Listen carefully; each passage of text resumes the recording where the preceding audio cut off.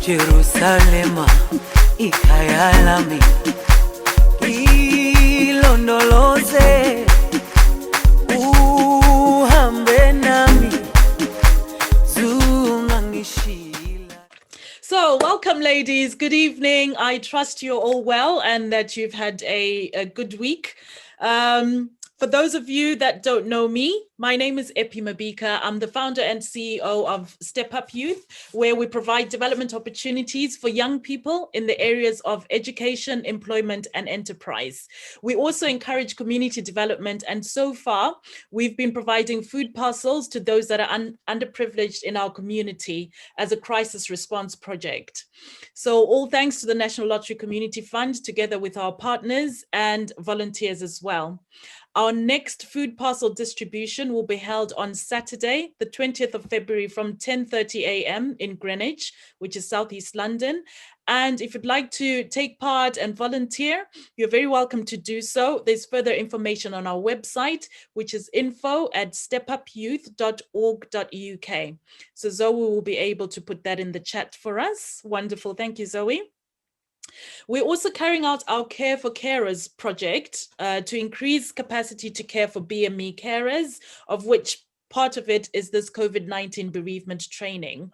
We've also started our Real Talk Care for Carers podcast, which is very, very exciting. And our speaker tonight has also already taken part in an interview with Ashley Price, who's one of our directors. So would like to thank Ashley for working hard behind the scenes to get our podcast up and running. We're very excited to be able to provide different avenues for people to have somewhere to express their views and listen to others and get encouragement as well. So more information about all this is available on our website, which is www.stepupyouth.org.uk.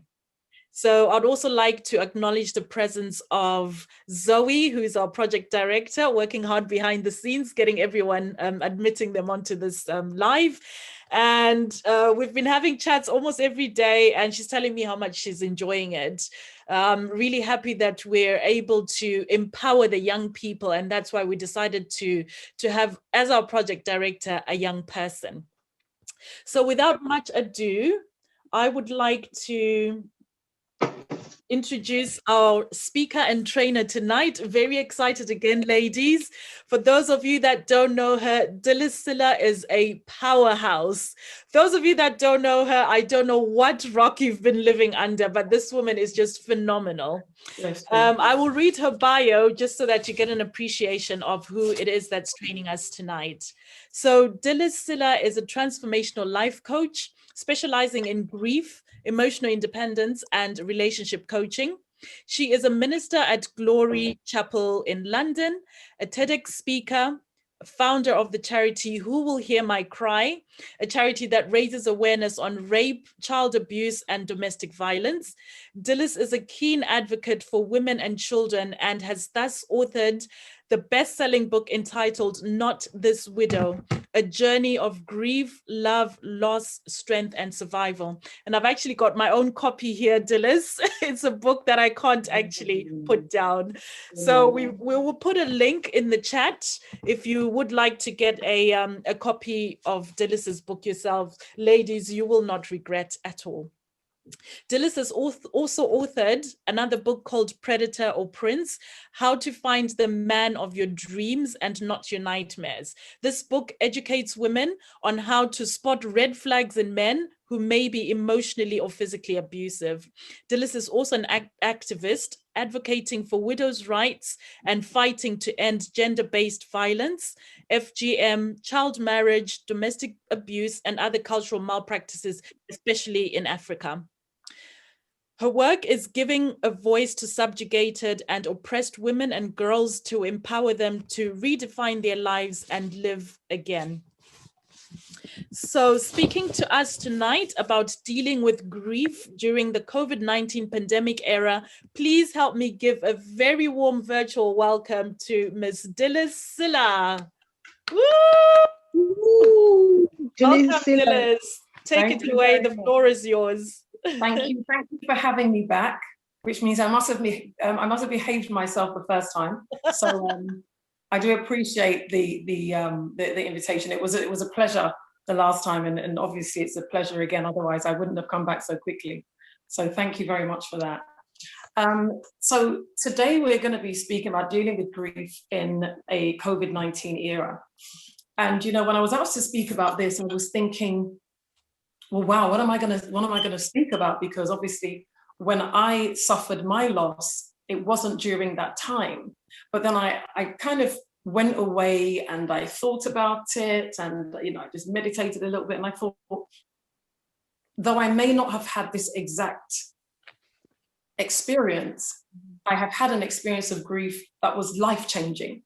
And for that reason, what I asked myself was, how would I have been able to cope had that loss had, you know, been experienced during these times? And it kind of opened up a whole area of, you know, concern and sadness, if I'm going to be honest, because I was now able to look at how different things have become, you know, in this era. So for those of you that don't know me and that haven't heard of my story, and why I wrote my book, was because I was bereaved, you know, suddenly about 2 years ago. And I speak about the effects that loss had on me. The fact that, you know, it was difficult to be able to grieve in peace because of cultural influences and cultural demands and traditional demands as well, where it was hard to be yourself and just grieve your way. But it was a question of me either doing it that way or completely going under. And thankfully, I was able to do it my way, as to why you're seeing me here, you know, sharing my experience with you, and that I didn't go under. So the experience I had of loss was the sheer devastation, and how it's so difficult to articulate how you're feeling.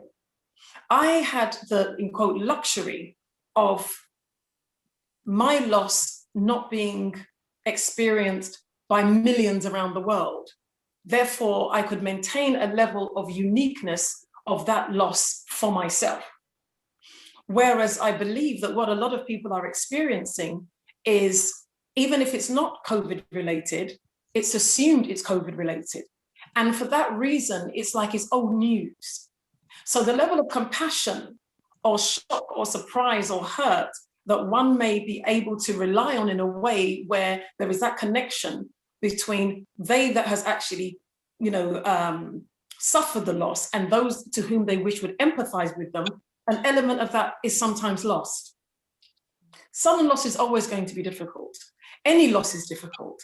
And sudden loss has different challenges that people experience. Sudden loss means you don't have the chance to say goodbye. Sudden loss means you are in no way even remotely prepared to lose that person that means so much to you. Sudden loss means you don't get to say your goodbyes. It means you're not able to sometimes put your house in order. And like I said, any loss is difficult, but they just have different dynamics. And, you know, I share this, you know, that, and I think I shared this with Epi this morning, God knows what you can handle. When I look at the person, i.e. my late husband, and I look at myself, I look at my children, as difficult as sudden death was, I couldn't have dealt with a notification of loss, i.e. a terminal illness or something like this. I couldn't have dealt with it, because where my mind was, the personality that I have, where I was walking in faith that you know, my husband was going to be healed, that didn't happen. So there are different dynamics to loss. And I think what COVID has done is it's made death like a leveler. Oh, it was COVID. And somehow the impact of those individual lives is lost. So when you hear that in England, there has been over 110,000 losses, those are 110,000 people, individuals who have lost their lives, who are connected to 110,000 people who are connected to another set of people. So when you look at the impact and the loss, it's colossal. It is not just a life that's lost, it's a community, it's a family. it's a workplace that has lost somebody. And I think where people may be struggling is how the loss of their loved one has just been put in a pile and heaped, and as if everybody is in a mass grave. And that can be extremely difficult to deal with. I think the other element of it is not being able to run away from the loss. So let me explain. So for what I experienced, I could sometimes, even if it was for a fleeting moment, forget that I had been widowed, forget that I had had this huge loss. For those that are dealing with COVID-related loss, it's absolutely everywhere. You can't get away from it. You're on lockdown. You are reminded 24/7 that this loss is so present that wherever you turn, it's all around you. So there is that added pressure of dealing with what it is that you're experiencing at this time. And I'm just giving this background because I think it's important that the groundwork and the picture is created up here for those who haven't experienced that loss, so that they can be empathetic to people who have experienced it and be maybe that little bit more sensitive, because these are the added elements that somebody who has been, bereaved through COVID is having to deal with. They can't just retreat. They can't just watch TV. Setting the scene as to the difficulties that people are, people dealing with grief, what they're going through, in as much that whereas you may have a unique, situation in terms of, and not so much unique, but when you have this huge, pandemic going on, sometimes people's response is that, oh, it was COVID, as if the impact of that loss, it being COVID, is not devastating, is not life-changing. And I mentioned, in England, you've got 110,000 people, and I'm sure it's more, who have lost their lives to COVID.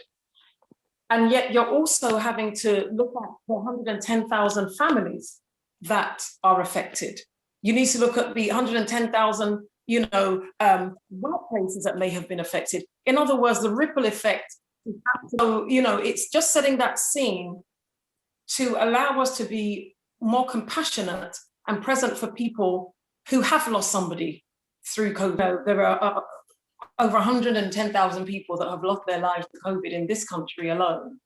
And I was talking about the ripple effect of that, of the impact of those deaths. It's not just 110,000 people standing alone as individuals, but they have families, they have children, they have loved ones. So the impact is huge. So it's imperative that we have an understanding of how those particular people may be grieving those kind of, that type of a loss. So and I was saying that I felt it was important for us to set the scene and kind of get into the headspace that they're in, such that it will enable us to have that empathy and that compassion. So, I hope the distraction hasn't, taken us too much out of being in that focused headspace of being able to connect with some of those people. And in all honesty, I would be surprised. Can we mute our microphones, please? That would be amazing. And I think that I would be surprised if there's anybody that doesn't know somebody at this stage that hasn't, that doesn't know somebody that's lost their life, to COVID, or a loved one who's lost somebody. I think one of the other things as well that is difficult, I think I mentioned before, was that the lack of privacy, the lack of being able to retreat and to forget about the loss somewhat for some time. Because even though I experienced that huge loss, there were times where I could go out. I mean, I went on a 5-week break after the funeral, and I was able to go away and maybe disconnect. It might be too, maybe not be the right word, but able to separate myself sometimes from what I had experienced. But you have those that are going through this particular loss that they're not able to do that because they switch on the TV, it's there. in the newspapers, it's there. And every day they are being reminded that X amount of people have died and this is what is going on. So they cannot catch a break at all. And then you have the other element of being on lockdown. So you're further reminded that, yes, you have lost somebody, and also the fact that you are having to question your own mortality. So, under normal circumstances, if you lose, a loved one through cancer, I'm not saying you don't think, oh my God, I might, get cancer too, because I went through that. I went through a period of, thinking, oh, well, I felt this twinge here. Does it mean this? Does it mean that? And that is quite normal. But I didn't have to be reminded of that every single day. Those who have lost loved ones to COVID are reminded of that every single day. So in terms of being able to maintain a healthy mind is also being very challenged. The anxiety element is being very challenging as well, because you can't retreat and separate yourself. So what I'm saying is, let us be mindful of all these added elements, because there are people who haven't lost loved ones, but are very afraid in this time, because there is death seemingly all around us. Everywhere you look, somebody is dying. And what I think also helps or doesn't help is when you have all the conspiracy theorists who are like, oh, no, it's not COVID, it's this, it's that. It's not helpful. Mm-hmm. I'm not saying do not have your opinion, do not have your views, but back off a little bit. Mm-hmm. Because there are people that's all they've been given for their mental health and for their grieving process and for them to be able to move forward. What you don't need, trust me, is being put in that place of wondering whether you're being told the truth. It is bad enough having to deal with the grief itself. It is compounded a millionfold by making people feel that there is something. Because what you then do is you then set off a guilt match that starts burning. Oh, well, why was I so stupid? Maybe I should have challenged more. Maybe nothing. Maybe your love for that person was enough, and stay in that headspace. So we have to be mindful of the conversations that we have around people. I think the other thing as well that I think is also very difficult for people during this time is how we are burying our loved ones. For me, I think that is huge. And though I didn't experience my loss during a pandemic, where I was told you can only have X amount of people at a funeral. I mean, at my late husband's funeral had over 600 people there. I had security at the funeral. There were that many people. What it did for me, for my grieving journey, was showed me how many people loved my husband. So it enabled me not to feel like I was the only one experiencing that loss. Even though you're not, when you're grieving, how can I put it? Your mind doesn't function like a normal person. Trust me, it doesn't. Things have got to be very tangible and very visual for us to be able to cope hour to hour, day to day. So seeing those people and being able to celebrate the life of this person to person, was a comfort in itself. People who are burying loved ones today do not have that luxury to be able to celebrate the lives of their loved ones in a way in which they would like. Having to have, funerals via Zoom can be quite impersonal, but that's what we have been reduced to. So I think that's another challenge for those who are burying their loved ones in this era. I personally cannot imagine what it feels like. Because the other thing is, it brings a lot of closure, i.e. you bury your loved one and now you know it's time to grieve. I have friends whose parents, were abroad when when they lost their parents, you know, their parents were in another country, they were here. And having to wait, I think one of my friends waited 3 months before he was able to travel and go and bury his father.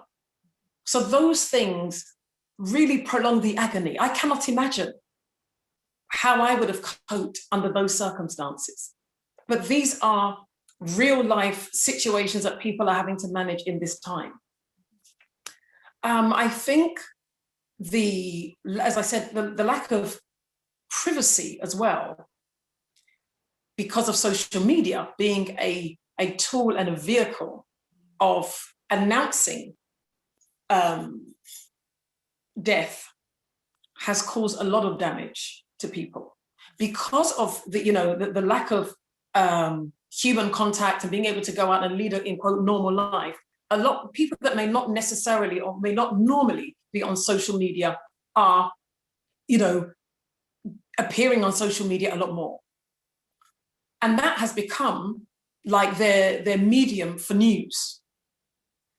I did a Facebook Live about 2 weeks ago where I was letting rip the fact that people would notify, you know, the masses about a death that they are not necessarily connected to.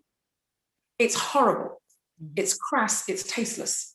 And sometimes even the families of the person that's passed away doesn't yet know. So it's about us changing certain attitudes and not sensationalizing somebody else's grief. And like I said in that video, if you're that eager, just wait, because death will come knocking at your door. It's true. Yeah. There's not one of us that will not experience death. It's not possible. If you're born, you will experience death, whether it's your own or whether it's somebody else's. So why the need to act like Sky News, like breaking news? Oh, guess who died? Oh, it's horrible. It's so mercenary. It's so wrong.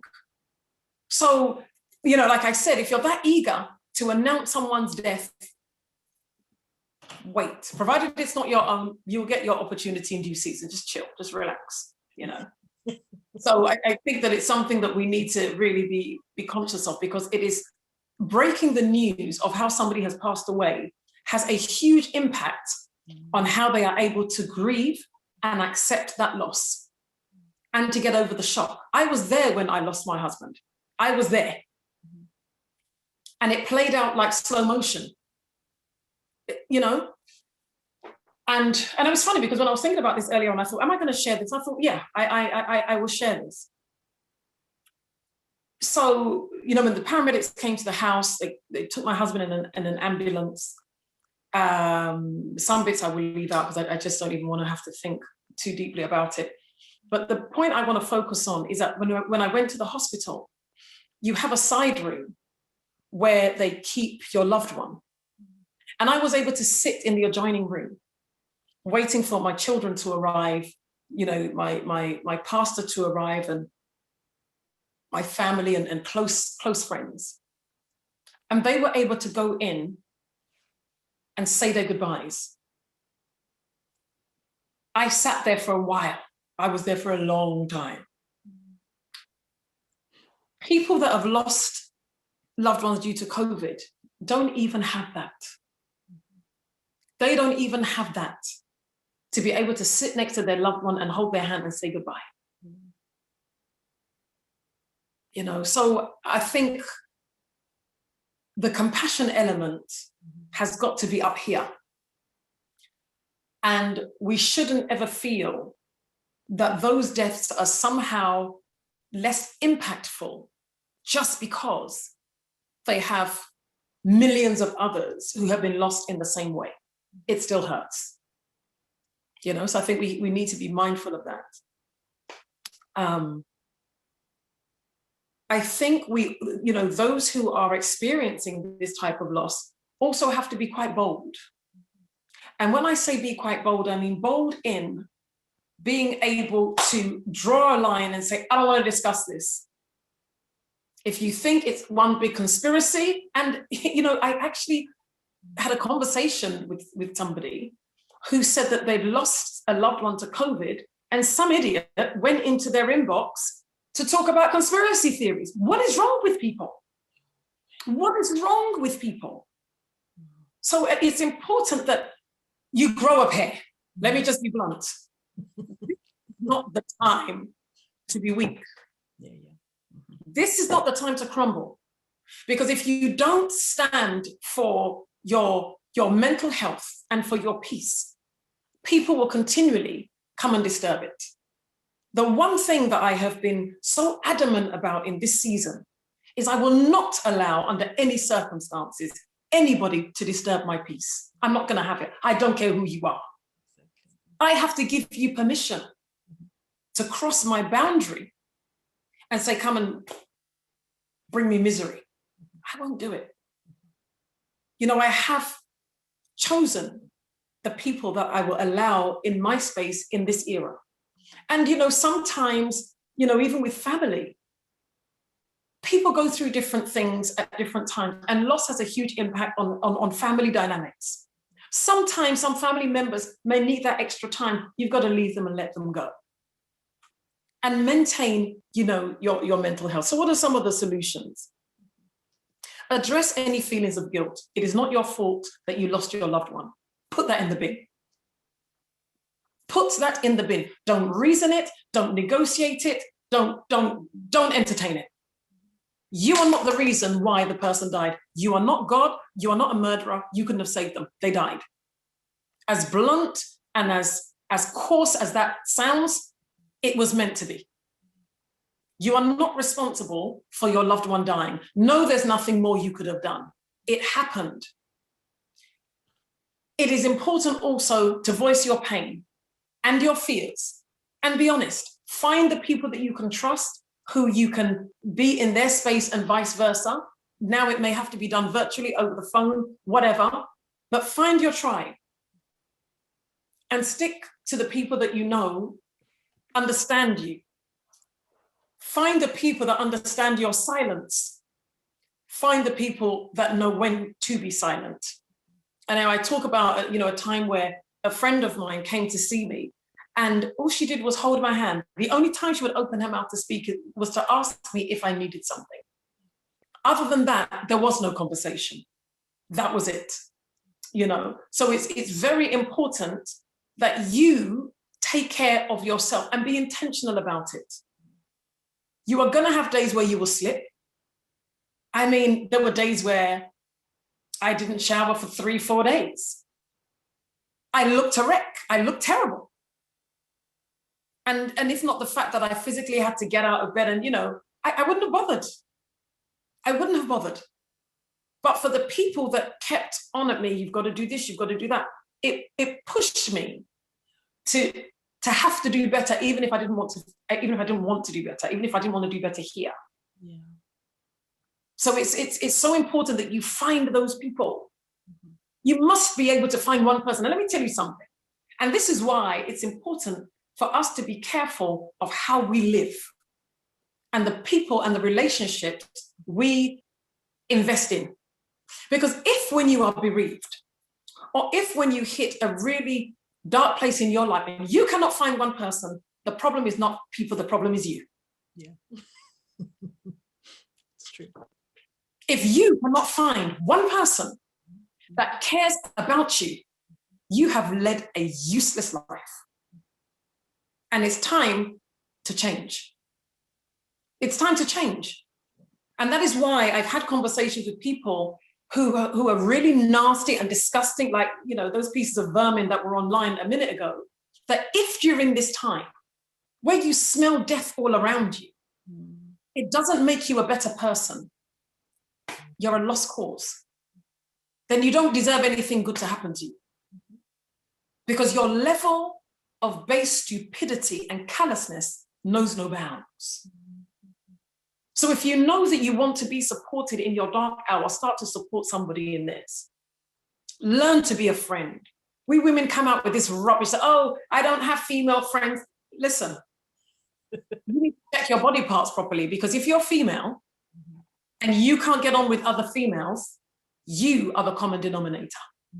I mean, I've heard it all, because I'm so pretty, women are so jealous of me, so they can't be. What nonsense. What rubbish. Like, no one has seen a beautiful woman before. And that's why women don't like you, because you are not likable. But you've got to be a friend to get a friend. You've got to be a sister to have a sister. And these are the times where we need to start to invest in relationships, so that when as the Bible says, so when the evil day that comes to every man comes like it came to me, that I have people to lift my hands up, because I will not have the strength, because I didn't have the strength to do it myself. Now is a good time for some self-reflection, to get a sister. It's important that we start to make some investments now. So when you're talking about, oh, I don't get on with women because women don't, check yourself. Yeah. Just check yourself, because guaranteed the problem is you. Actually, it was the door. I think one of the other things that I hope people will find helpful, and this is more for people who have had to bury their loved ones in this way, so impersonal. Look to the future, where you can really celebrate the life of your loved one. Don't tell your mind that this is just a phase one of, the process of them being buried. You got to speak to your mind sometimes. And when I say speak to your mind, I mean speak aloud.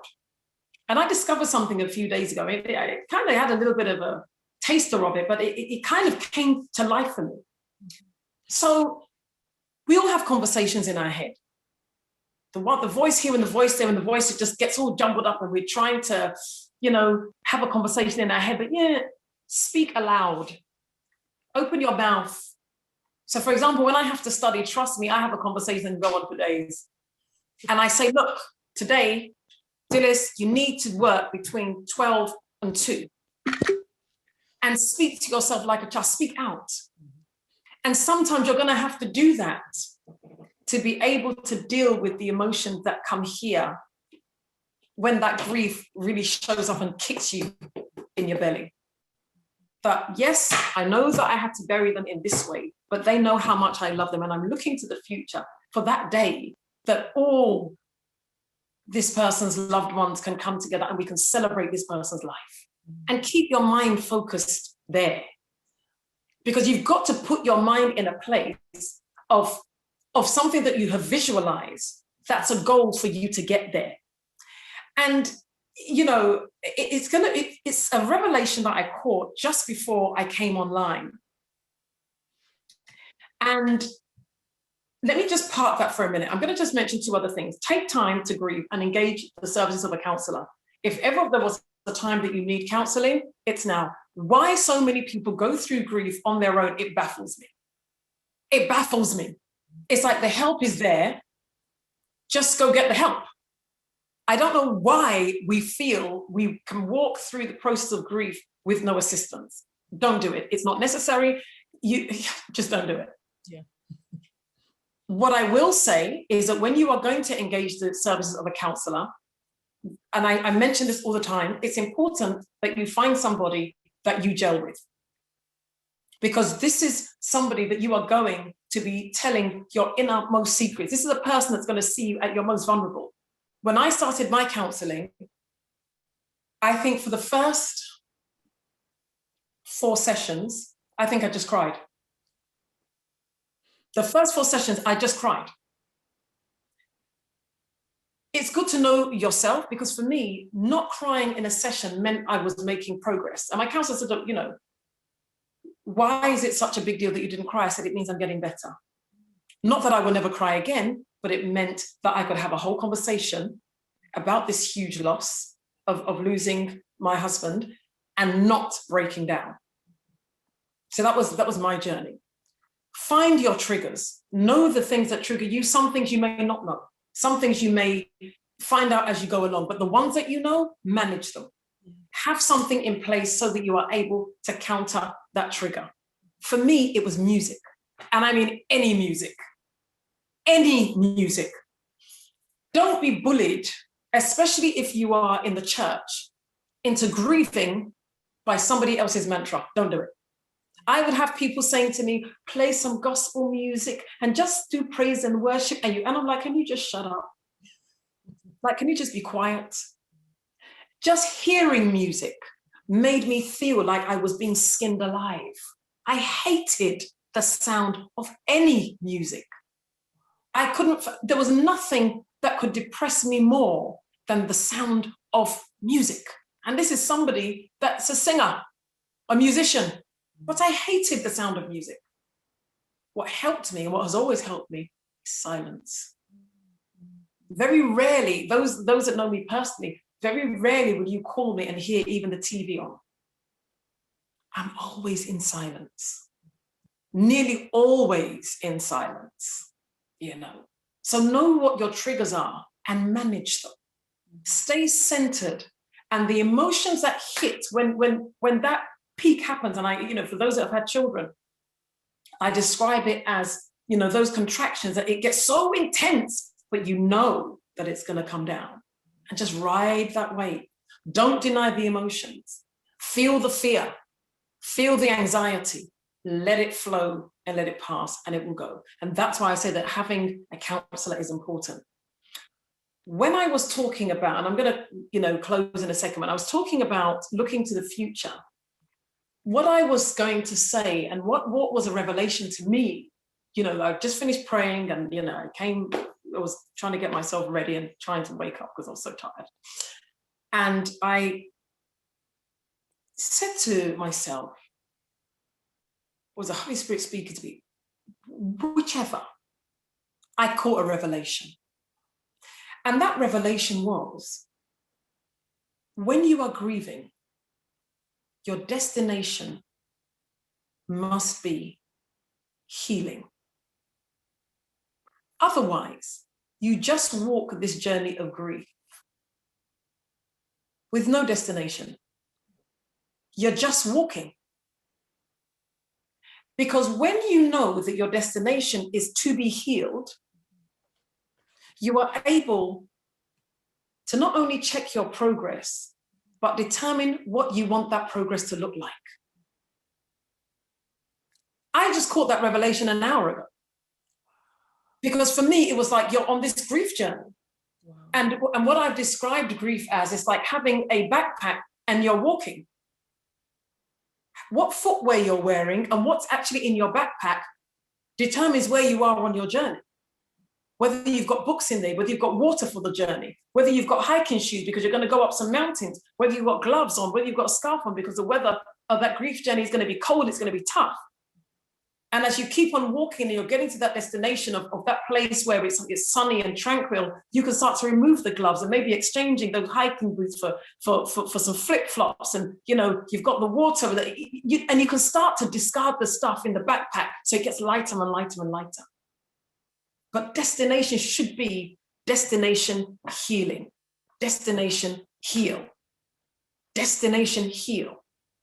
Because if you are going towards that destination, you have a focus, as opposed to just going on your grief journey with no final destination in sight. And I can promise you, if you saw who I was in February of 2019, I hadn't even yet had my husband's funeral, to the woman that you see today.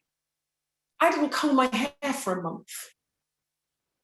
I didn't comb my hair from the day my husband died to the day of his funeral.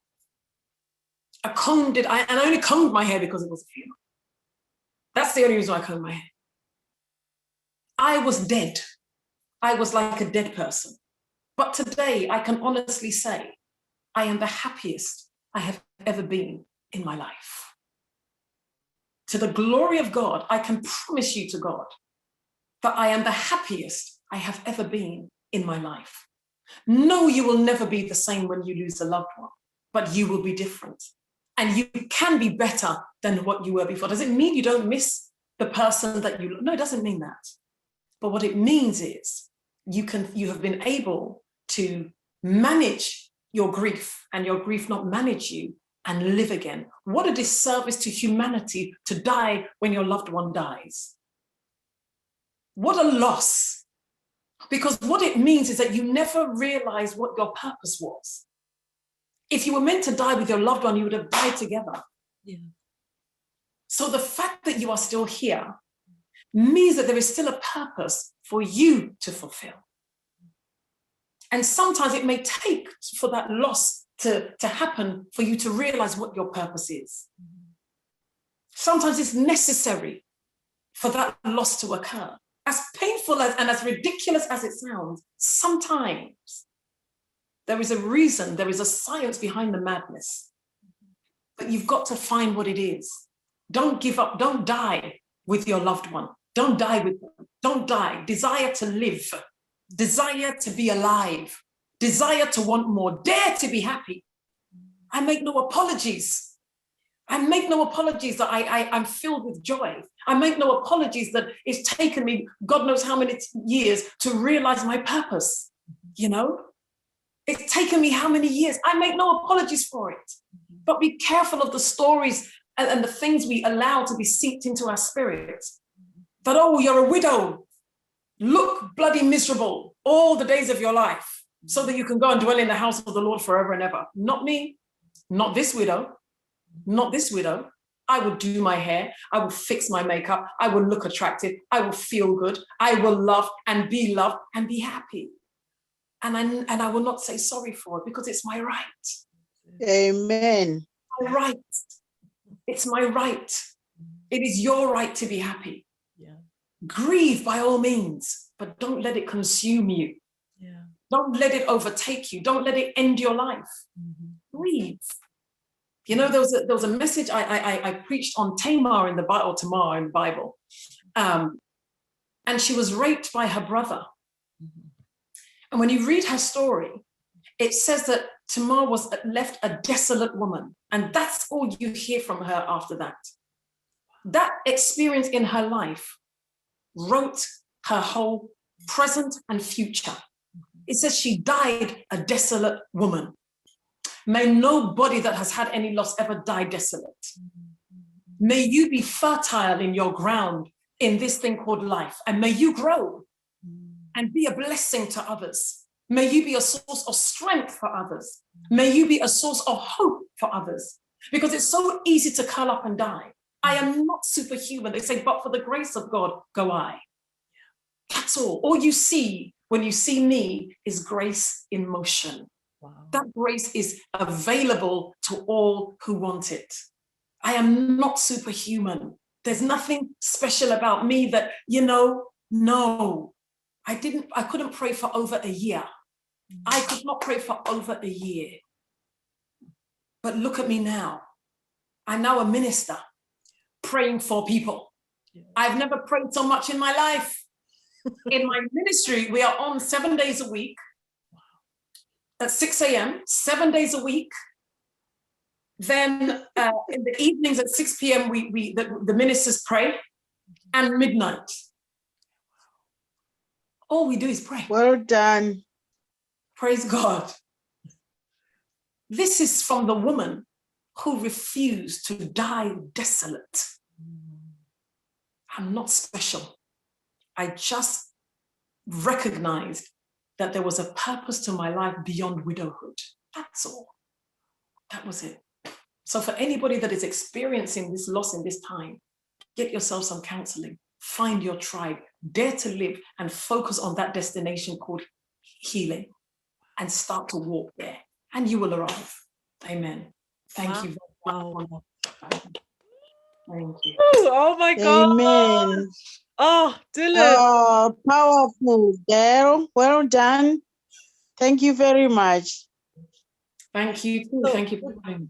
Thank you so much, Dilys. We really appreciate you being authentic as always and opening up your life and sharing your story like an open book. So we're always able to learn and glean nuggets from you. Keep doing what you're doing. You're helping a lot of people.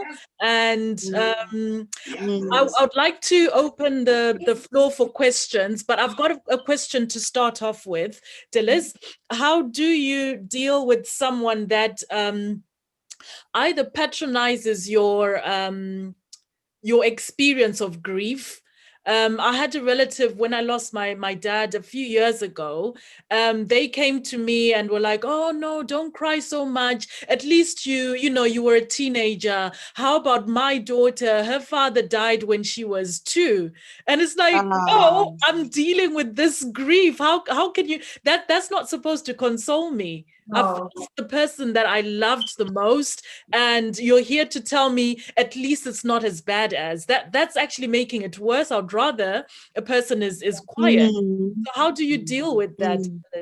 Tell them to be quiet. Just say that's not helpful, and I find that really hurtful. Listen, I was suffering such intense pain when I lost my husband that every word was like a knife in my body. And I shared this all the time. The one that killed me was, "It is well." Yeah. I didn't find any other phrase that trivialized my grief more than that phrase. It was said, I think it's said just to shut you up. It is well for who? So I asked people, after I'd had enough of it, I said, what is well about being widowed at 47 with 2 children, whose husband has died in his prime? What is well? Explain to me. Yeah. And there I would sit with my arms folded, with my head cocked to one side when I'm annoyed and waiting for the explanation. Explain to me, what is well? And then it's like, oh, actually, yeah, you're right. It's not well. I said, no, it's not. Mm-hmm. So I just had to stamp that out. But that's why I'm saying you're going to have to be bold. And actually, and quite frankly, I'm not going to say politely say, because depending on what mood you are in, when that thing happens, I don't know. So I'm not going to be sanctimonious and over spiritual and say, make sure you're calm, make sure nothing. Yeah, make sure nothing. Yeah. Sometimes it is what it is. Yeah. Mm-hmm. That's true. Oh. It's true. Mm-hmm. Thank you for that. Ladies, I'll ask you to unmute yourselves one at a time and ask your questions for Dilys. I think I want the book, Dilys. You want the book? How much is the book? The book is $9.99, I think, and then you can also get it on Kindle. But Epi's the link. Yeah, you can get the book, and I'm hoping. No, I like hard copies. I can have hard copies. No problem. And look at Epi flashing. Yeah. Epi, we have to ship 2 to me. Yeah, absolutely. And Zoe has put a link in the chat box, so then you can just directly order on Amazon. Yes. Oh, she doesn't have copies. I don't have copies here. I've got over 100 in Ghana waiting for the book launch. When the coronavirus hit initially. So if you want to go to Ghana, by all means, there's loads of copies there. I don't have any in the house, but I'm going to get some. I will get a few so that, Okay. And post them out. All right. I don't know how to put my hand up on this. Okay, that's all right. Well, you can speak. It's fine. Yeah, I don't know whether mine's a question of how Dilys might share this experience, because when she mentioned the cliche, "it is well," which I suppose can be taken out of context, in the sense of when it was said biblically.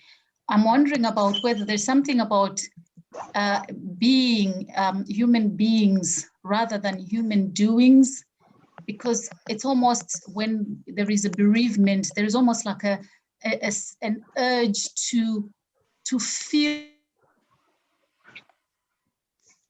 the space, to face, to say something. And I was just taken to the scriptures that talk about Job's friends sitting with him for 7 days in silence. Yes. And I just wondered about whether there is something quite difficult with grief, that sometimes people are very clumsy with it, that they're not able to be in that space, and therefore just being can be very, very challenging. So we're almost compelled to do and end up saying as well as part of the whole doing process. And I just wondered about whether you've got something to share on that.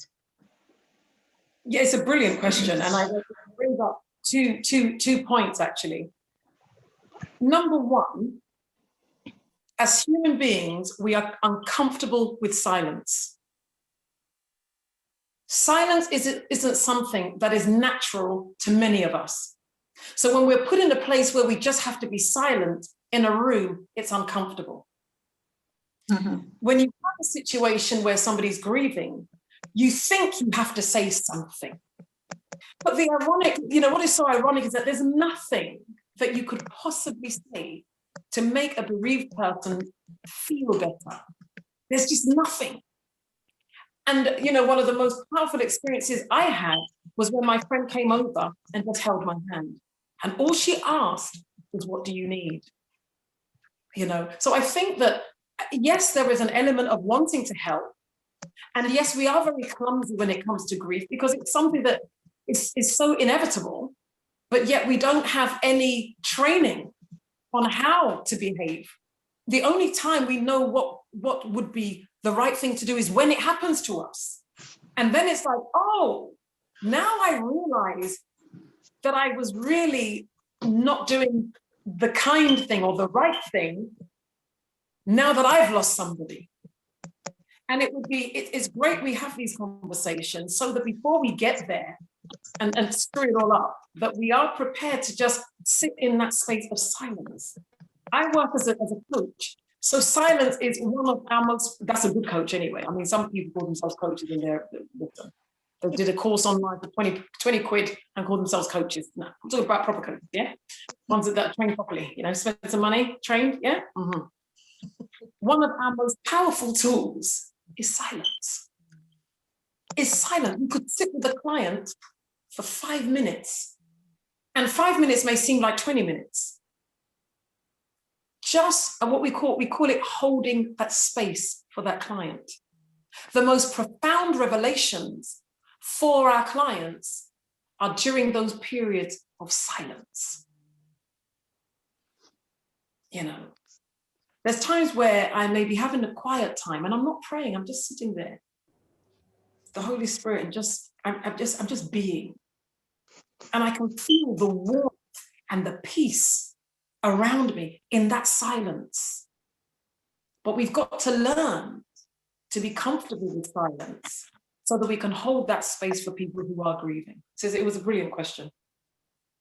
And just an add-on to that, actually, as you're talking about the way culturally things are done, I was a member in a church where the bereavement issues seemed to be a bit sticky. It was a church that had a mix of African and Afro-Caribbean, but Afro-Caribbean is in British generation. So the pastor was British, but there was also another Ghanaian pastor and all that. And oftentimes there was an issue where a member would be bereaved. And when the pastor says, the question you said, what can we do for you?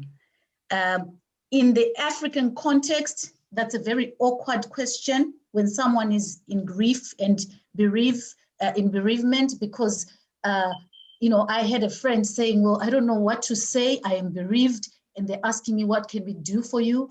They are the pastors. Surely they must know what is required in terms of supporting a bereaved person. So, cultural issues of how, things are done can come up as well. That I think is a little bit unreasonable. It's kind of like, when we expect our partners or our husbands to do stuff without telling them. No one is a mind reader. So I think that on that note, I don't think it's so much a cultural thing, because being Ghanaian myself, yeah, you better ask me what I want. Don't think for me. Yeah, but I suppose maybe in the context of this particular case, it was a Zimbabwean. And then the pastors, just said, well... were they doing anything for this person? No. So this is where... That's the issue. The issue wasn't the question. The issue wasn't the question. The issue wasn't the question. Yeah. And I get her response was the right response. Okay. Go there with some food. Go there with some money. That's exactly what I was wondering. Now I'm getting it. Of course. Okay. That's why I asked, have they done anything? That was the issue. They just asked the question and then that was that. No, and that was not. They had no intention of doing anything. They had no intention of doing anything. Yeah. Because you couldn't exactly say bring food or bring money. We don't ask that. Of course, let me tell you something. What the culture is as soon as people hear the news, they come to the house with water or whatever drinks and money. Yeah. If anybody's asking you from the Ghanaian community, what shall I bring? Slap it. No, on a serious note, we know what to do. Yeah. Okay. Thank you very much. What to do. So yeah, I mean, yeah. Don't let them deceive you.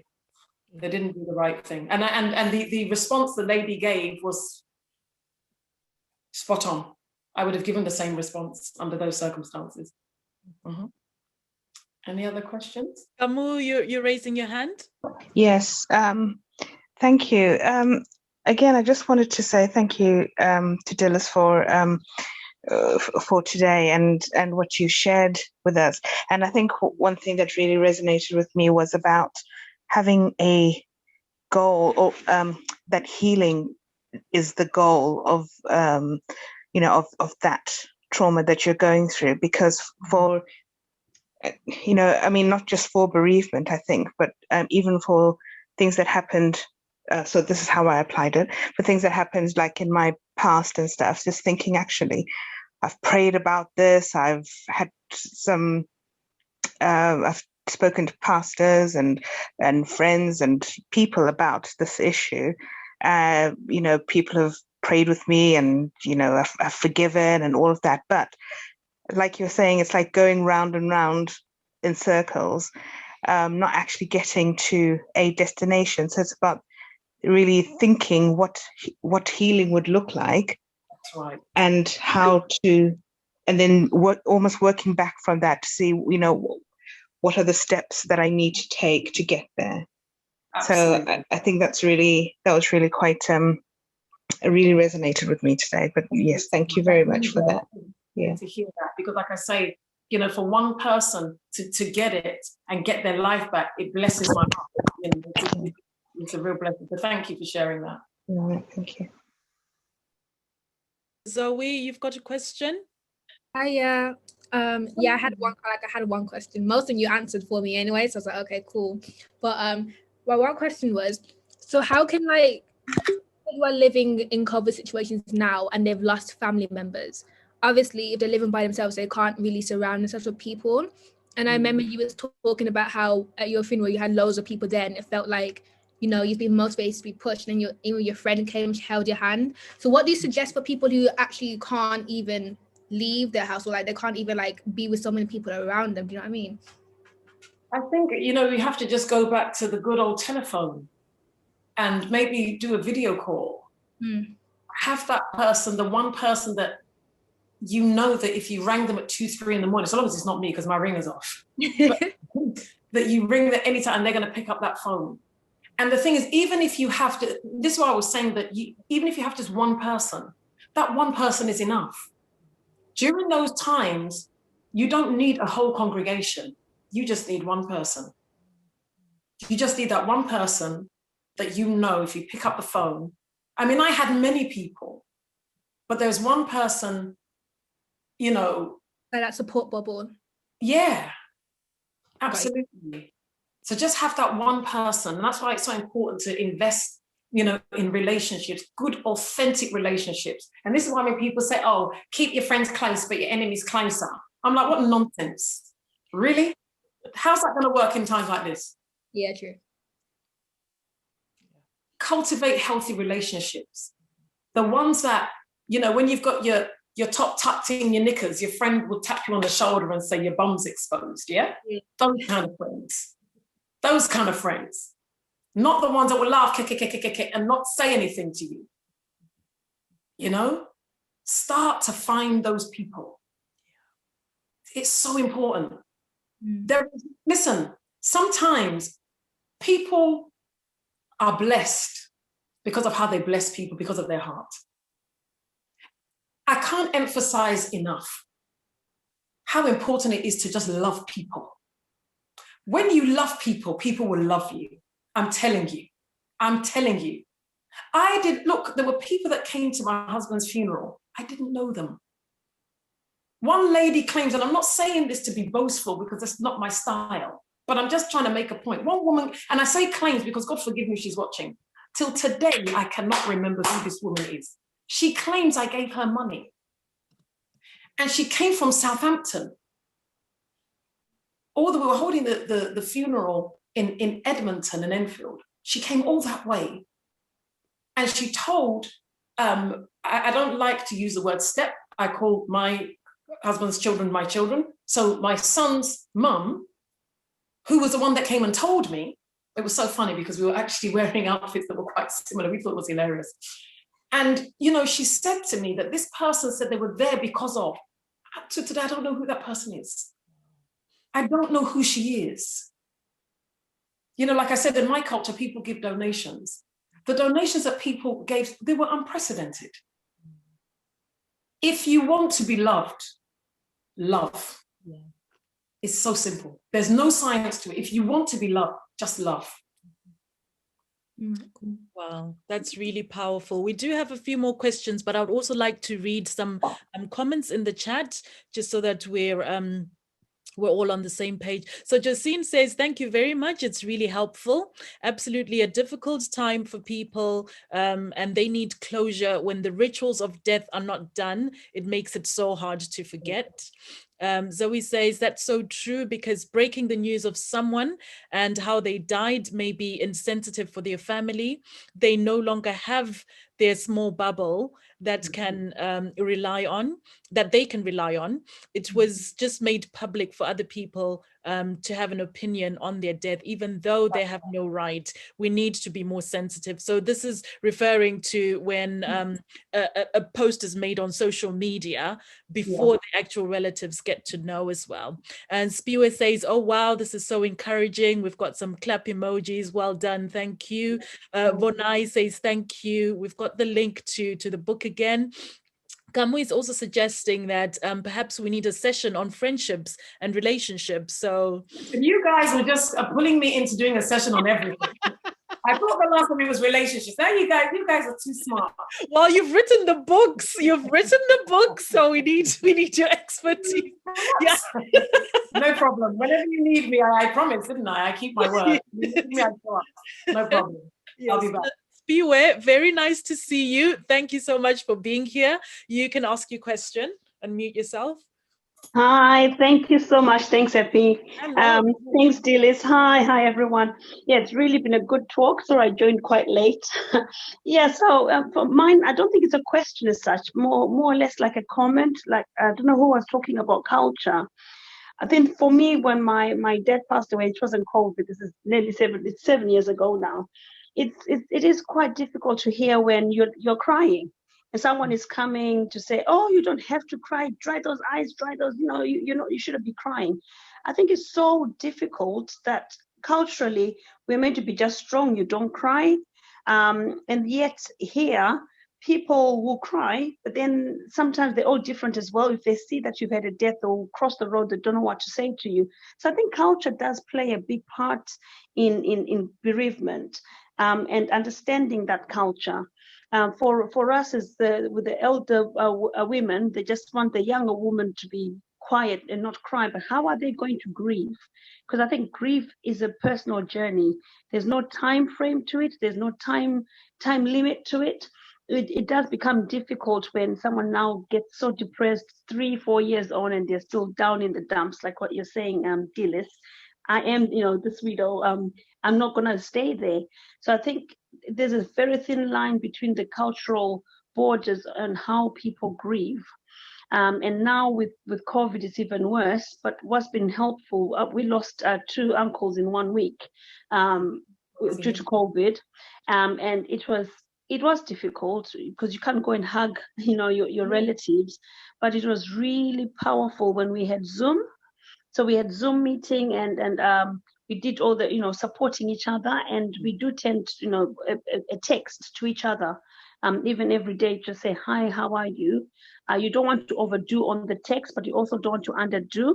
You need to also check on each other. So I think it's really been a powerful talk, and it does resonate with me as well. So thank you so much for that. Thank you very much for sharing that, and I'm very sorry for your loss. Thank you. Thank you. Thank you. And yours too, Dilys. I'm so sorry for your loss. Any more questions for Dilys? Ladies and gentlemen, any more questions? Going once, going twice. Oh, wait, I have another one. Yes, Just go last minute. Sorry, like whole suspense. My bad. Dilys, my last question is, how can one prevent themselves like being affected mentally, like, with COVID going on and everyone's just talking about it? And, you get people like, oh, it's not COVID, it's 5G and blah, blah, blah, which is annoying, by the way. But like, how can you prevent, like, when you hear it all the time, and like, say if it's your own family members and they constantly talk about it all the time, that's the only thing you can hear in your house. Like, how could you say, okay, I need to prevent myself from being affected by this negatively? Do you know what I mean? Does that make sense? It makes perfect sense. Now, these are not very expensive, but do you know what they are? Yeah. Okay. That's your answer. Plug them in your ears and block out the noise. You see, with these things, you don't have to be polite. When it comes to protecting your emotional and your mental health, don't be polite about it. I don't mean go around cursing people, but I mean be so fiercely protective of it that you just make no excuses. If it means, okay, I'm going to go to my room now because I'm tired. After you've made it known that I don't find these conversations helpful, I had to say to somebody that I really respect, is a very good friend of mine, he can't speak about anything else. I'm bored of it. I find it highly irritating.